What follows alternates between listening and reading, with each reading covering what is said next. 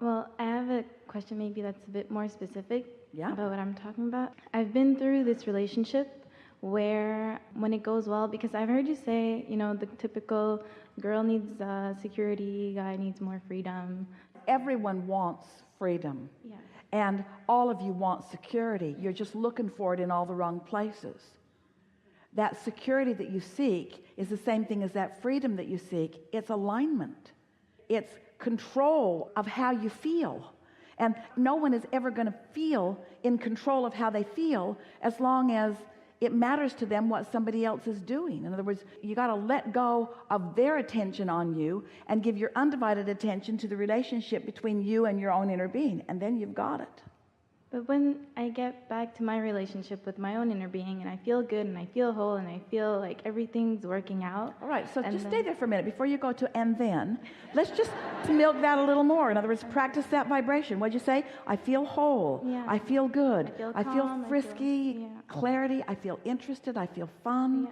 Stay there a little longer. Breathe that in more. I feel alive. I feel sure-footed. Yeah. I feel confident. Yeah. I feel brilliant. I have good ideas. I'm translating thoughts into things easily. I feel alive. I feel beautiful. I feel fantastic. I feel important. I feel energized. Don't you want to just keep going here for a little while? Yeah. Da-da. And then, did you have something else you want to say? Well, and then I feel good, right? And I feel confident and I feel great. And then the relationship comes back together and it feels good for a while. And then what relationship? The relationship with the guy that I'm with. Oh. Does it matter? Well, we're just wondering if you're catering to that relationship rather than to this relationship. Yeah. Because this is the relationship that is life-giving. That's the relationship that can be enhanced by the life-giving, but that can't be the one that matters because that one is frivolous by comparison. Okay. So how do I handle that person? Because I'm just looking at myself and I'm like, I'm great, it's good. This is the big question that we have for you, for all of you. So sometimes a relationship with the guy is going really well, and your attention to it seems to be the reason that you feel so good. You feel happy, you feel loved, you feel beautiful, you feel appreciated. And then, for whatever reason, that condition goes away. Maybe he falls in a hole.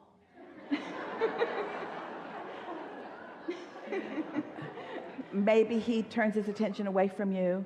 But once that condition changes, then you don't feel good. So what you had going on was a very conditional love. But let's say, here you are, tuned in, tapped in, turned on. You figured out that when you don't do that thing you do that makes you feel bad, you feel good. So you've stopped doing that thing you do that makes you feel bad. So you mostly feel good. You feel optimistic. You're meditating every day for 15 or 20 minutes. You're getting out and appreciating what's around. You're walking. You're enjoying life. You're feeling good. You're in alignment. You're turning thoughts to things. You're in the receptive mode a lot of the time. And because you're in the receptive mode, everything that you want is coming to you, including that relationship. So that relationship comes, but your happiness isn't dependent upon that relationship because your happiness came first. Because you're in control of your happiness with or without that relationship. So you're not dependent upon that relationship. So now you're solid there, you see. And the other person feels freer too, because when you make anyone believe that your happiness depends on them, and they can't possibly stand on their head enough different ways to keep you always here, only you can do that. So we just want to talk about the difference between the unconditional alignment and the conditional alignment. And almost everyone, we love you so much, almost everyone is using their relationships in a conditional way. You don't bring me flowers anymore. Or I remember in the beginning you made me feel happier, or.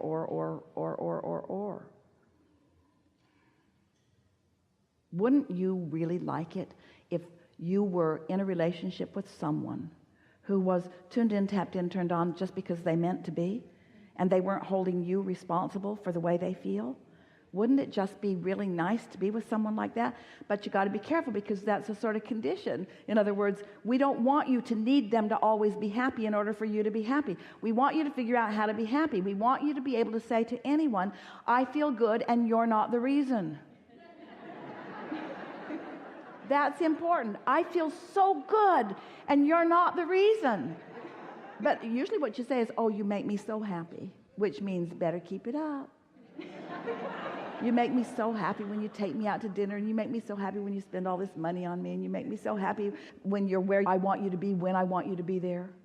You make me so happy when I never have to worry about what you're doing. You make me so happy when you have no life whatsoever of your own outside of my needs. That's what you mean. You make me really, really happy when you don't need anything outside of what I need, you see. And they go, I want you to be happy, but I don't know if I want that much. But when you say, I'm a happy girl, I'm happy, and my happiness isn't dependent on you, but if I'm happy and you're happy, we could be happy together, and we could be happy not together, we can be happy together. That's happiness, that's freedom, that's alignment, that's who you meant to be. You say, yeah.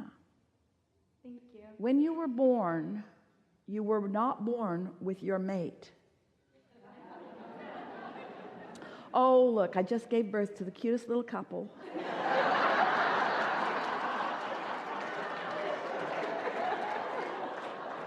They're going to grow up to be so happy together. You are individuals here in this physical experience with a partnership that we can't even begin to define in an accurate way for you.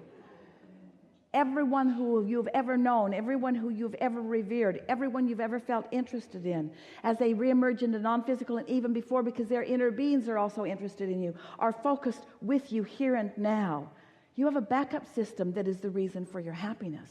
It's not for the conditions that are surrounding you. It's because of the choosing of a vibrational frequency that allows the alignment, that allows the happiness, you see. Happiness must be your goal. Joy must be your goal.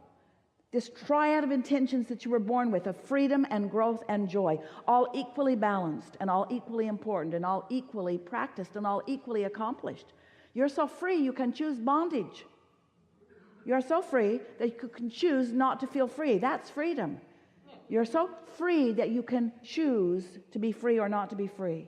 Because no one can think your thoughts. No one can issue a vibration for you. No one can accomplish your point of attraction. No one can be the reason that things are coming to you. Only you.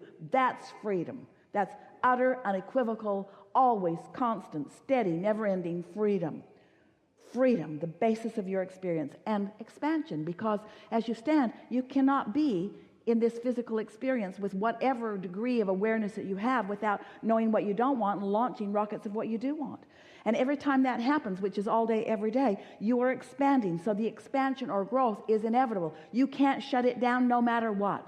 So freedom and expansion or growth are inevitable. They are unavoidable. They are constants in your experience. But the joy factor is where you have some conscious differentiation. Because you can choose thoughts that feel good, or you can choose thoughts that don't feel good. You can choose thoughts that align you, or you can choose thoughts that don't align you. So the purpose for your experience is not to fix the world that is broken, and not to make the world a better place, not to solve problems. The reason that you came into this physical experience was for the exhilarating experience of from where you are to where you want to be. The reason that you are physical, hear this, the reason that you are physical and not like your inner being, non-physical. The reason that you are in your physical bodies and not like Abraham, not in a physical body. The reason that you are in physical bodies out here on the leading edge is because you came to experience the deliciousness in moving from where you are to where you want to be. To have the experience of turning that vibration into the tangible. That's why you're here. That's why you're here. Because you don't have to be here to be thought. And you don't have to be here to feel good. But to have this leading edge experience where you get to be a part of and the reason for and the experiencer of the vibration becoming a see it, hear it, smell it, taste it, touch it reality. That's why you're here. Don't you want to get on with that joyful experience? You see? And did you notice, in reference to the question earlier that we had so much fun with about what do you say when they say, where have you been? Where'd you come from? Have you noticed that when you got here, you didn't remember?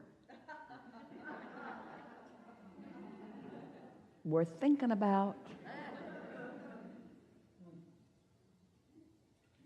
Because you wanted to come into this new environment where you could accomplish your new expectations on your own, you see. And when you've reemerged, and you have many times, into non-physical, you left behind anything not wanted and took pure, perfect, powerful, wonderful you.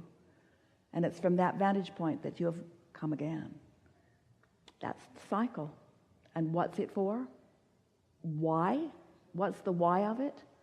Because it feels so good to focus and see the results of your focus for the joy. This is a really good time for a segment of refreshment.